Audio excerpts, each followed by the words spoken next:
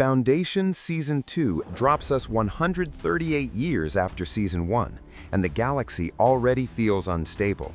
The collapse has accelerated, and every major power is reacting out of fear rather than confidence. On Trantor, the Genetic Dynasty starts the season with blood. Brother Day, Cleon the 17th, is attacked in his own chambers by the blind angels. In a moment that exposes his true nature, he uses Demerzel as a shield, shattering her head while he survives. Day then fights the assassins completely naked, killing them all, but suffering a severe chest wound. Demerzel, damaged yet loyal, places him in a regenerative pod and saves his life. That survival hardens Day. He executes his head of security, forces Brother Dawn and Brother Dusk through neural scans, and unveils a radical plan. He intends to marry Queen Sareth from the Cloud Dominion and produce a natural heir, ending the genetic dynasty of clones. The Empire would no longer repeat itself, it would change forever. During Day's meeting with Queen Sareth, Demerzel interrupts with devastating news. A body recovered from space carries Imperial technology. The Foundation on Terminus never collapsed. It has been alive, growing, and forming alliances for over a century. Brother Dusk demands war. Day hesitates. Guided by Demerzel, he chooses restraint, determined to understand the Foundation before striking.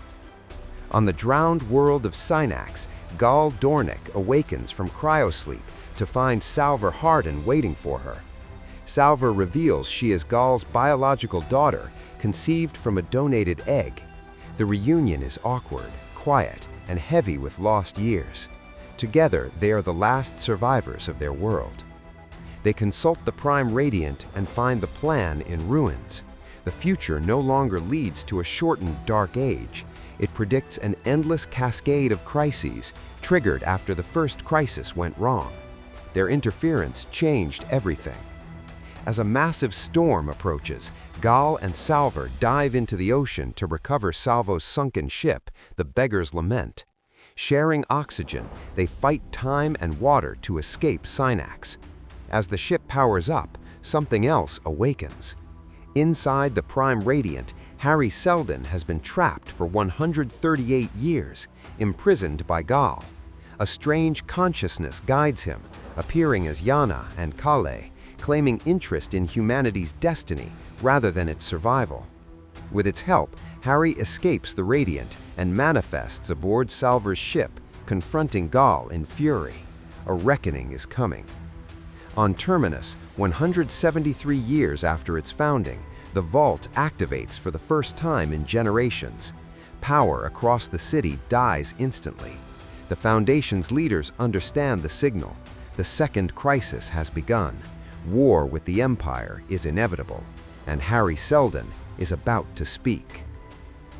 On Synax, Hari Seldon unleashes 138 years of fury on Gal Dornick.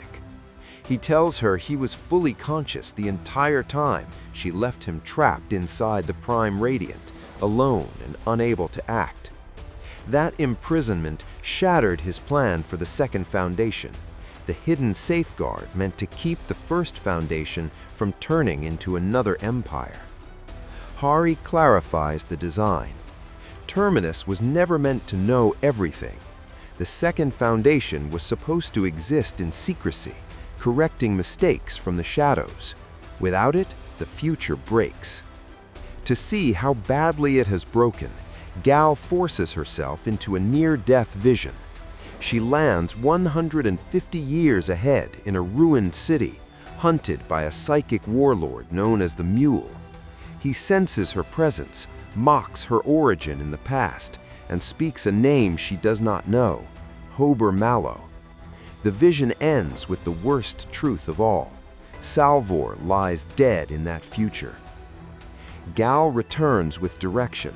The Second Foundation still has a chance. A world called Ignis. With no time left to argue, Gal, Hari, and Salvor set course. On Trantor, Demerzel clears brothers Dawn and Dusk of any memory of the assassination attempt. Day presses forward anyway. The clones rehearse perfect unity to hide their genetic drift ahead of Queen Sareth's arrival. Day wants marriage, a biological heir, and the end of the clone dynasty. Queen Sareth arrives, sharp and unafraid. She openly discusses the assassination attempt, questions the legitimacy of cloned rulers, and recites a banned poem at the dinner table. She reveals her family was murdered and hints that Empire may be responsible. Day listens, unsettled. Demerzel proposes General Bel Rios to lead the coming war against the Foundation. Day rejects the idea with visible anger, unwilling to trust a man who once defied the Empire. On the outer reach, Brother Constant and Polly Verisov spread the Church of the Galactic Spirit through staged miracles before being recalled to Terminus. There, Polly confronts a hardened Foundation leadership. Converted worlds have become weapons depots. The Foundation now looks uncomfortably imperial. The vault activates.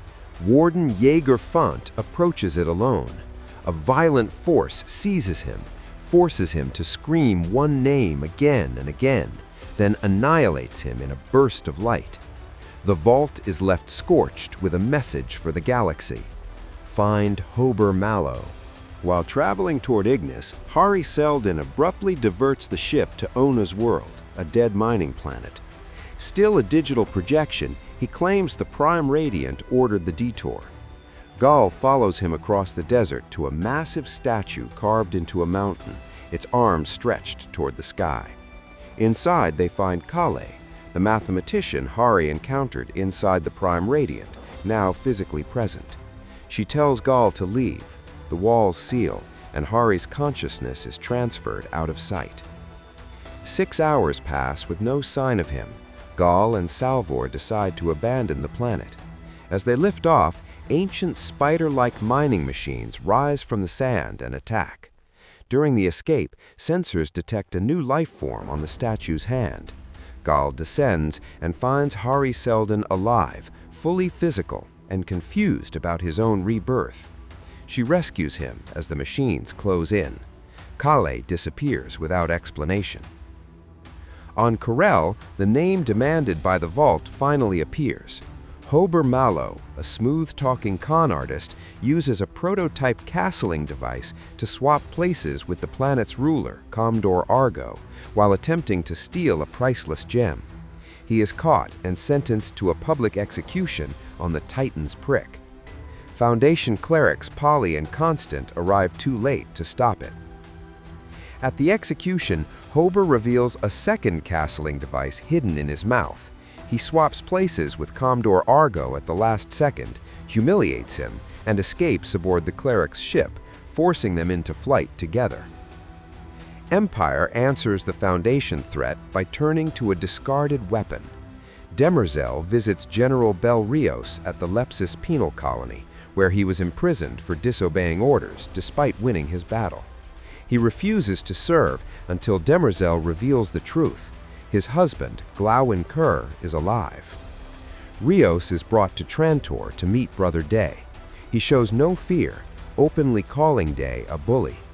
Day respects the defiance and offers him command of a fleet. Rios reunites with Glawen, then addresses his crew. He despises Empire, but the galaxy needs protectors. He takes command.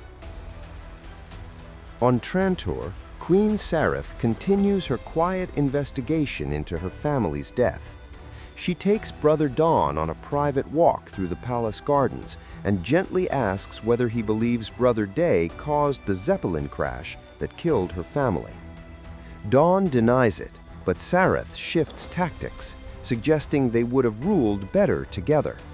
The words linger, creating the first crack between the clones.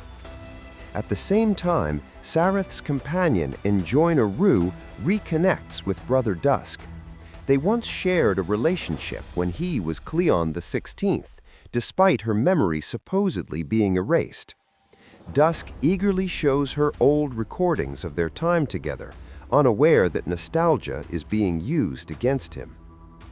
Sareth and Rue then make their real move. They secretly meet Imperial Guard Claviger Markley and reveal that memory wipes can be reversed. They pay him to uncover two truths: whether Brother Day ordered her family's death and how Day survived the assassination attempt. Any recovered footage would expose both the hit and Day's forbidden connection to Demerzel. On Siwenna, General Bel Rios and his husband Glawen Kerr drop from orbit straight into violence. Hostile locals attack immediately, and Rios responds with a brutality that alarms Glawen. They meet their informant, Deuce Barr, a vintner who collects illegal physical books. Barr shows them proof of the Foundation's growing reach. Clerics Polly and Constant use personal shields identical to the Cleons. Whisper ships jump without spacers. For the first time, Empire learns of the vault on Terminus. The meeting ends in blood. An angry mob surrounds Barr's home. Having already taken poison, Barr begs Rios to kill him quickly. He does, then escapes with Glawen. On Terminus, Hober Mallow arrives with Polly, Constant, and Director Cermak and is pulled into the vault. Inside, they discover a tesseract where time behaves differently. Hari Seldon appears and explains the truth. The Foundation is in its religious phase exactly as planned. Warden Jaeger's death was deliberate, a display of divine wrath to maintain control. Seldon wants to delay the second crisis and prevent immediate war. He assigns his missions. Polly and Constant are sent to Trantor as peace envoys. Hober Mallow is given a separate role as the Blade if diplomacy fails, chosen at the request of a passing ghost. As Hober prepares to leave, Constant admits her attraction to him. They share a brief moment, then he departs into the unknown. On the ship to Ignis with Hari Seldon shaken by a vision of his son Raich, Raich accuses him of letting him die and hints this betrayal has happened before. Gal and Salvor question Hari about his new physical body, but he has no real answers, only that Kale sent him to Una's world. Salvor suspects cloning. As they reach Ignis, atmospheric interference cripples the ship, and they crash land. On the surface, Salvor spots a watcher in the jungle and finds Hugo, her former lover, claiming he synced his cryosleep to follow her. Hari immediately distrusts him and blocks his entry to the ship, demanding Salvor transfer command authority as proof. The test exposes the truth. Hugo is a mentalic, a psychic using disguise. More attackers appear, and Hari, Gal, and Salvor are captured. They wake in a palace on Ignis and follow a psychic summons to meet Telem Bond. A child claims leadership at first, but Hari calls out the deception. The real Telem Bond steps forward, explaining Ignis is a refuge for persecuted psychics. She reads Gal and Salvor easily, but struggles with Hari's mind. Hari reveals the Mentalics were meant to form the second Foundation. Telem agrees to talk further, then privately vows to destroy the Prime Radiant and prevent the second Foundation entirely. On Trantor, Queen Sareth learns her spy cannot access footage of Brother Day's assassination attempt. She visits Day's chambers under the guise of intimacy, inspecting the room for signs of the attack. The encounter is tense and revealing. Sareth accuses Day of knowing the truth behind her family's death. Day accuses her of ordering the assassination. They strike a deal. She will marry him if he uncovers the traitors. Demerzel later assures Day that nothing ties him to Sareth's family's murder, quietly confirming his guilt. Meanwhile, Sareth and Rue exploit stored palace memories. Reviewing the recording of a technician who treated Day, they uncover the truth. Demerzel is a robot, her damaged head fully mechanical. They also realize Day is involved with her. Elsewhere, Brother Dusk watches a recording of his erased relationship with Rue and begins to question his own memories. Demerzel confirms Brother Day seized control of memory edits after the attack. Dusk and Brother Dawn confront the hologram of Cleon 1 and find no answers. In the archives, they discover Cleon 1's memories vastly outweigh their own. On Ignis, Control hides behind calm voices. Salvor meets a young Mentalic on the shore who casually reaches into her mind and shares a memory of being saved by Tellum Bond. Gal shows Tellum her vision of the mule, and Tellum reacts with fear. She immediately turns on Hari, planting doubt in Gal's head, telling her Hari envies her power and will never treat her as an equal. When the tension snaps, Gal pushes Tellum back using her own growing mental ability. Tellum then makes her move.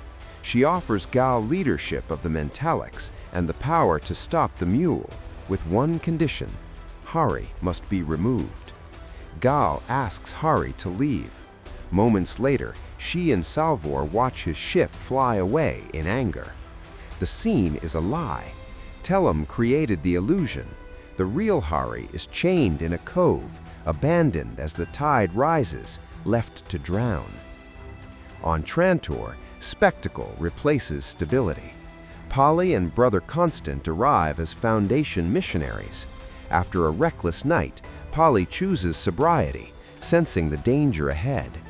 Brother Day gathers the court at the ancient arena, unveils a statue of the last empress, and announces his engagement to Queen Sareth, declaring the Genetic Dynasty finished.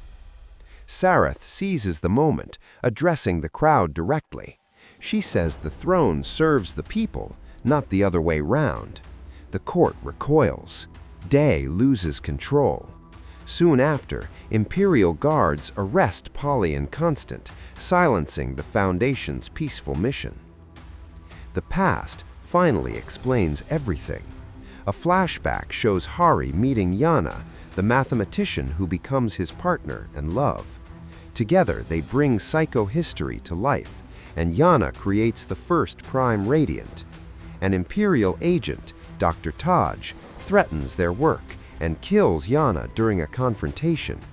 Hari feels her death through a pendant tied to her heartbeat. He hunts Taj down and uses a migrating beast stampede to kill her. From that moment, Hari's path is set. Trantor was never a compromise. It was the target. In deep space, Hober Mallow reaches his destination and finds emptiness. Then his ship is pulled into the home swarm, surrounded by armed spacers, revealing another force moving in the dark. On Trantor, Queen Sareth confronts Demerzel during a fertility examination and speaks the truth plainly. She knows Demerzel is a robot. She knows about her bond with Brother Day. Demerzel confirms it and explains her existence with brutal clarity. One law governs her: serve Empire. She strongly implies she carried out the murder of Sareth's family on Day's orders.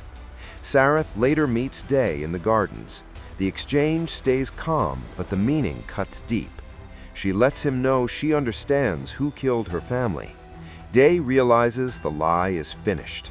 Their marriage becomes a weapon, not a union. Sareth then turns to Brother Dawn. She reveals her plan. She will marry Day, but she will never bear his child. Instead, she gives Dawn a device to reverse his sterility so they can produce the heir together, a silent takeover written into bloodlines. The Foundation clerics, Constant and Polly, are dragged before the Cleons. They argue for peace and independence. Day responds by exposing Hober Mallow's failed attempt to sway the Spacers. Hari Seldon speaks through Constant, warning that the Foundation seeks peace only because the math guarantees victory in war. Day dismisses psychohistory and orders General Bel Rios to invade Terminus and seize Foundation technology. In deep space, Hober meets the Spacer leader, She is Center, and offers synthetic opalesque in exchange for freedom from the Empire. The Spacers betray him and hand him to Rios. Hober escapes by releasing his creature, creating chaos and performing an impossible jump inside the fleet's hangar. The message is clear. Foundation tech already outclasses the Empire. Rios later argues with Glawen, who urges rebellion. Rios refuses. He believes the Empire, flawed as it is, still prevents total collapse. On Ignis, Salvor grows uneasy. She cannot read the mentalics and notices a fishing boat being deliberately hidden. During a communal feast, ghost mollusks are boiled alive, and Gal and Salvor feel their pain psychically. Gal rallies the mentalics against the coming threat of the mule, stepping deeper into Telembond's influence. Defying Gal, Salvor follows the boat's erased trail to a remote cove. She finds Hari Seldon's drowned body. Telembond appears and calls his death necessary. Before Salvor can fight back, Telem overwhelms her mind and knocks her unconscious, sending her into the water beside Hari. On Trantor, Brother Day stages a televised execution of Polly and Constant on the anniversary of the Starbridge bombing. He forces Queen Sareth to choose who dies first, but she refuses. Day selects Constant and places the guillotine-like collar of Typhon around her neck. Just as Constant begins a prayer, Hober Mallow warps his whisper ship onto the platform. Chaos erupts. With his creature, Becky, Mallow fights to free the clerics. Becky attacks Day but is shot and falls, leaving Mallow to rescue Constant alone. They flee to the Spirit Rising but are later recaptured by General Rios's fleet. Humiliated, Day resolves to take Polly personally to Terminus, leaving Brother Dawn reluctantly in charge of Trantor despite Dusk's objections. Meanwhile, the palace moves quietly in shadow.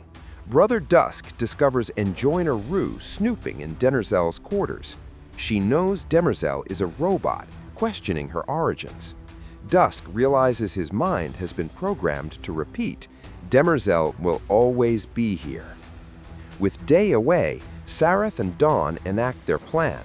Dawn reverses his sterilization and sleeps with Sareth, securing a true heir and undermining Day.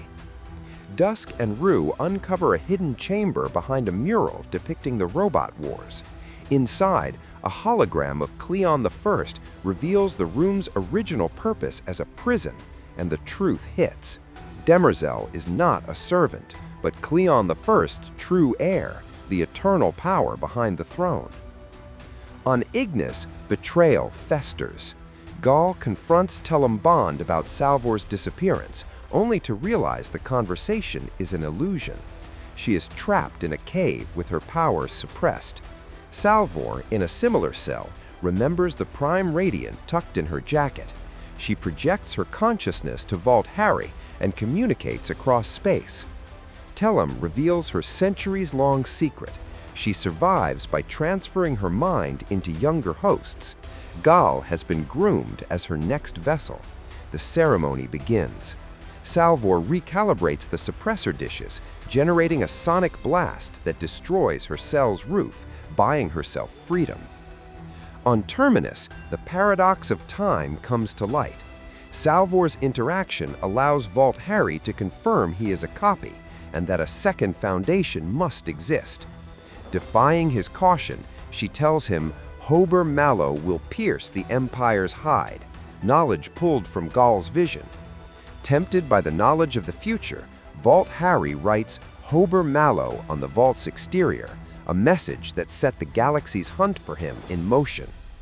Director Cernak confronts him, furious over Constant's peril. Hari explains that psychohistory cannot predict individuals, but is built from their collective choices, linking the chaos of Ignis and Trantor to the grand calculus of the plan. 610 years in the past, with a young Cleon I discovering a hidden palace mural and a secret chamber. Inside lies Demerzel, an 18,000-year-old robot imprisoned for 5,000 years after the Robot Wars. Over decades, she manipulates Cleon with stories, first historical, then seductive, until he finally frees her, but immediately implants a control chip, binding her to serve Empire forever. Cleon reveals the Genetic Dynasty plan, with Demerzel as its hidden guardian. In the present, a hologram of Cleon I explains this to Brother Dusk and Enjoiner Rue, trapping them in the secret chamber. On Terminus, Brother Day arrives with Demerzel for spectacle and domination. He storms the Foundation Church, enraged to find personal shields mass-produced. He stabs Director Cermak and orders the clerics killed, then marches to the vault to confront Hari Seldon's digital copy. Seldon ignores Day, speaking to Demerzel and offering her the Prime Radiant, trusting only her to safeguard humanity's future. Day, consumed by pride, declares himself an outlier who has broken the dynasty. Seldon dismisses him coldly. "You're not one of them." Demerzel, receiving a cryptic transmission, lashes Day with a verbal reckoning, then departs for Trantor. Humiliated, Day orders General Bel Rios to crash the Invictus onto Terminus, annihilating the planet. Meanwhile, on Ignis, Telem Bond's ritual to transfer her consciousness into Gal is in motion. Salvor storms the ceremony with psychic dampers, rescues Gal, and they flee to the Beggar's Lament. Telem and her enforcer Loron pursue them. On board, Telem attacks Gal with psychic visions, while Salvor traps Loron in an airlock, venting him into space. As Telem moves to strike, Hari Seldon, now fully physical, arrives and kills her with an axe, coldly remarking, "I never liked her." Bel Rios hesitates as he learns Glawen survived and stands on Terminus. After a final wrenching farewell, he gives the order. The Invictus plunges, creating a cataclysmic singularity that consumes Terminus. Brother Day watches with triumphant ecstasy, while Bel Rios, Constant, Hober Mallow, and even Demerzel look on in horror and grief. On Ignis, the truth of Hari Seldon's survival is revealed. When Telem Bond drowned him, Hari psychically called Gal, who controlled a guard to free him. Together, they subdued the guard, killed him, and Hari used the body to stage his own death. While Gal was imprisoned, she continued masking him mentally as he moved across the island. Freed from Telem's control, the other Mentalics pledged themselves to their liberators. But celebration turns tragic when Josiah, a young Mentalic possessed by a fragment of Telem, fires a gun at Gal. Salvor dives in, taking the bullet, and kills Josiah with a knife. In her final moments, Salvor tells Gal that the future isn't fixed, proving that the vision of her death can change. A somber funeral follows. Meanwhile, on Trantor, Demerzel's secret machinations come to light. She confesses to Brother Dusk and Enjoiner Rue that she orchestrated the assassination attempt on Day and framed Sareth, then kills them to protect the Genetic Dynasty. Brother Dawn rescues Sareth from custody, broadcasting news of Day's death and their engagement to the public. Sareth reveals she is pregnant with Dawn's child, solidifying a new heir outside the Empire's control. In orbit above the ruined Terminus, Brother Day orders the Imperial fleet to jump to Thespis, intending further destruction. Bel Rios defies him, but Day relieves him of command. Hober Mallow's plan unfolds perfectly. A secret sequence smuggled aboard causes every ship to collide during the jump, annihilating the fleet. Day confronts Hober and Rios in a brutal fight. Day throws Rios into an airlock, only for them to swap places with a castling device, ejecting Day to his death. Constant is sent away in an escape pod, later rescued by the Vault, which preserved Terminus's population, including Polly and Glawen. Hari explains the sacrifice was always part of the plan. The finale sets the stage for the future. Gal, grieving Salvor, agrees with Hari to enter cryosleep for 152 years, awakening annually to guide the Mentalics as the Second Foundation in preparation for the Mule. On Trantor, Demerzel decants new clones of Dawn, Day, and Dusk and claims possession of the Prime Radiant, signaling a new era for the Genetic Dynasty. In a glimpse 152 years ahead, the mule senses Gal is awake and vows to destroy her, setting the core conflict for Season 3.